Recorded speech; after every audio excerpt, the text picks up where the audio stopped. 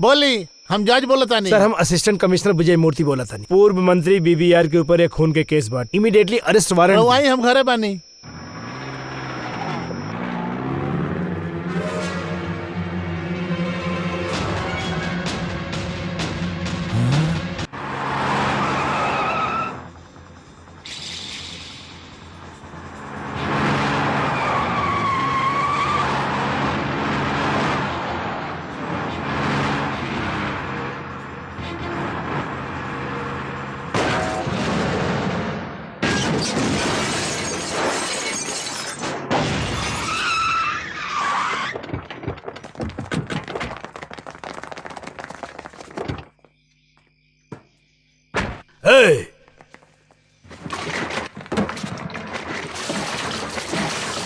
जला देख रखे।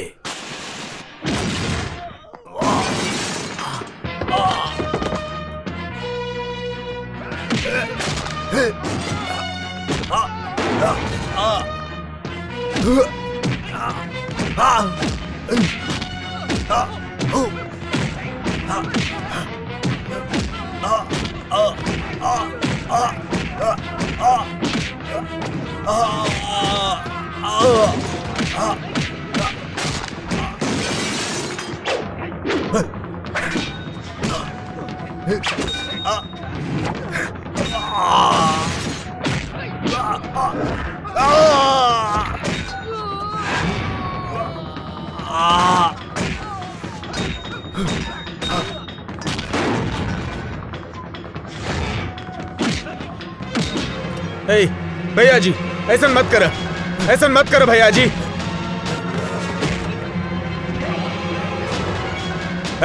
हम कहता नहीं मत चलावा फाइल के। रुक।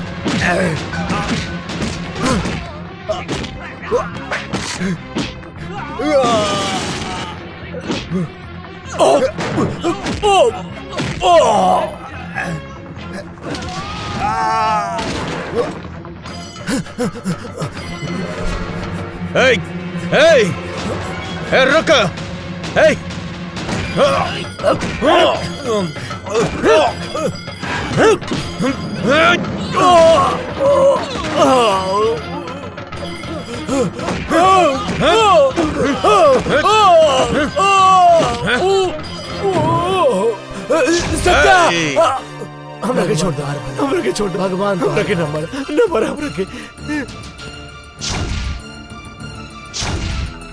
मार दो रखे। अरे सत्या, सत्या मार दो रखे। सत्या मार दो, छोड़ा ना रखे। सत्या, सत्या मार दो रखे।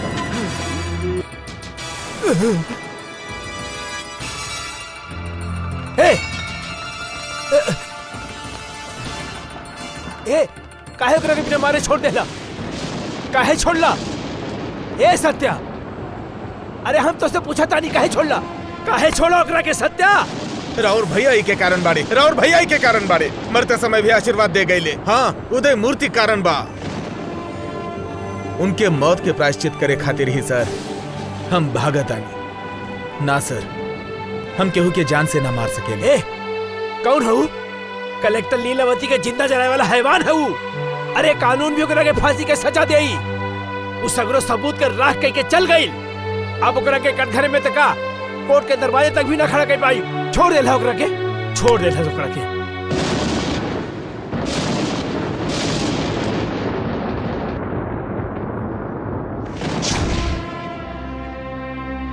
मारपीट से कभी भी जीत ना होखेला। सच्चाई के जीते के एके रास्ता बा, अहिंसा। अहिंसा के रास्ता पर चलला से ही सच्चाई के जीत होला। पूरी दुनिया के सब हथियारन में सबसे सर्वश्रेष्ठ हथियार होला अहिंसा।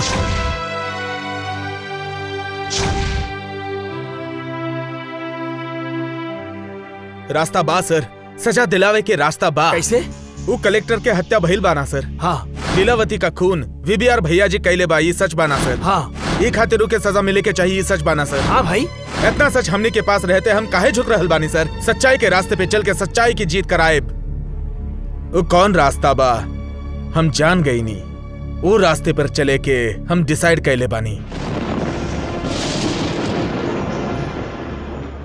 काहे रे, तू अहिंसा के लड़ाई में लड़के जीते वाला हवे? हाँ सर। तू पागल हो गई बड़ा का? गांधी के मारे वाला गोडसे के भी दुआ मांगे वाला लोग आज भी देश में हुए। ई युग में आके तू सत्याग्रह के का गई बा? हम युग में विश्वास ना करें नहीं सर, सच में विश्वास करें नहीं। अंग्रेजों के खिलाफ गांधी जी की जीत दिलावे वाली सच्चाई ई युग में भी हमके जीत दिलाई कि ना, ये आजमाव के चाहता नहीं। सुन, सच्चाई सच्चाई बोल के तू भूखा मरे वाला हवा। गांधी मार्ग में एक अनाथ के मौत हो गई, ई खबर खबर रह जाई। तू भूखा रह के कुछ साबित न कर पाई बात। ई महात्मा के भूख के आगे हार के अंग्रेज भी देश छोड़ के भाग गए सर। एक लक्ष्य खातिर दूसर के जान लेवे से बेहतर बा खुद के जान दे देना, यही एगो सच्ची लड़ाई बा। इस साबित कैले बारे इनके रास्ते पे चले के हमके उचित लागता। हम देखब तू जान गवाई बा या साबित करबा। तू पागल हो गई बाड़ा।